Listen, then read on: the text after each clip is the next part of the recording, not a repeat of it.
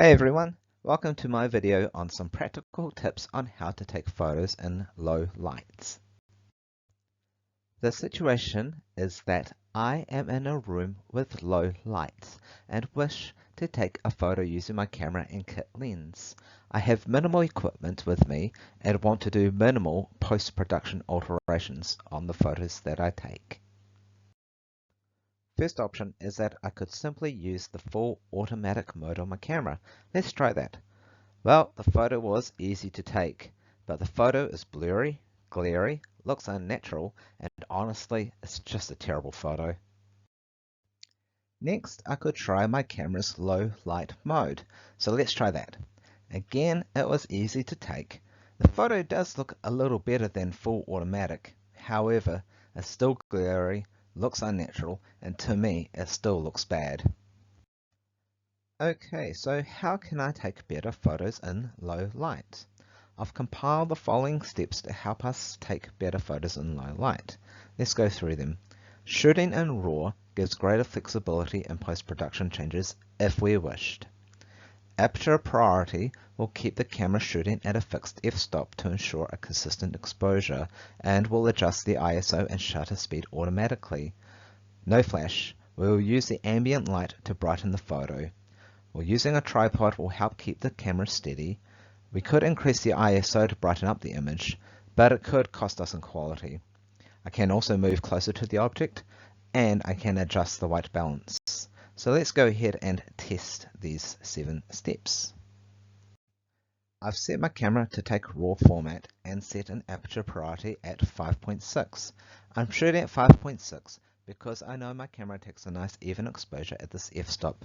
To get the required exposure, the camera has set the shutter to open for 30 seconds. Let's take the photo. Oh dear, half a minute is too long for me to hold the camera still by hand, hence the blurry photo. Let's add a tripod and see if this improves things. Wow, that's a massive improvement and a nice exposure. Actually, I could stop here, but let's see if I can improve this photo further. Let's experiment with ISO.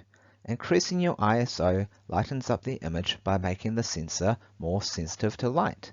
However, it can come at a cost. The cost potentially being more grainy, more distorted photos. Typically, I like to shoot at ISO 100, which is the minimum setting on my camera. Increasing the ISO to 200 has not resulted in any visible difference. Increasing the ISO to 400 has again not resulted in any visible difference.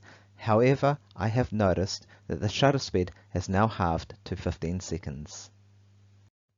Increasing the ISO to 800 has decreased the shutter speed further to 5 seconds. However, when I zoom in on the image, I notice some fuzziness along the edges, but it's not easily noticeable. Increasing the ISO to 1600 reduces the shutter speed further to 2.5 seconds. Distortion is still not too bad, but it is there. I've decided to go with an ISO of 100 as it has no distortion from what I can see. Next, I will move closer to the subject. Moving closer sharpens the image by increasing the amount of light from the subject as compared to the amount of light from the background. This makes the subject stand out more. I could also increase the distance between the subject and the background to get an even greater drop-off. White balance sets how your camera records true white. The type of light affects the color you see as the light reflects off the object, and so impacts the whiteness recorded on your camera sensor. I've been using auto white balance, which is where the camera decides on what is true white.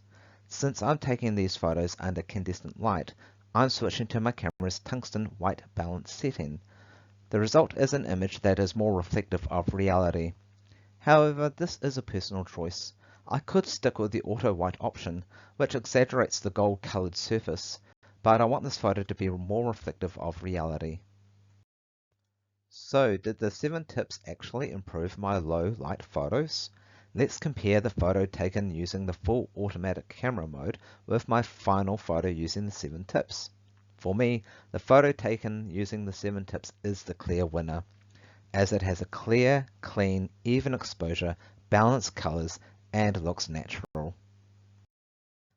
Finally, let's recap the 7 practical tips. First, shoot in RAW. Use aperture priority. Do not use a flash. Use the ambient light to brighten up the photo. Use a tripod. Up the ISO, but watch out for distortion. Move closer to the subject and adjust the white balance if you wish. Thank you all so very much for watching. I hope this was helpful. For more photography tips and to view my photography, please follow me on Facebook. Thank you again for watching.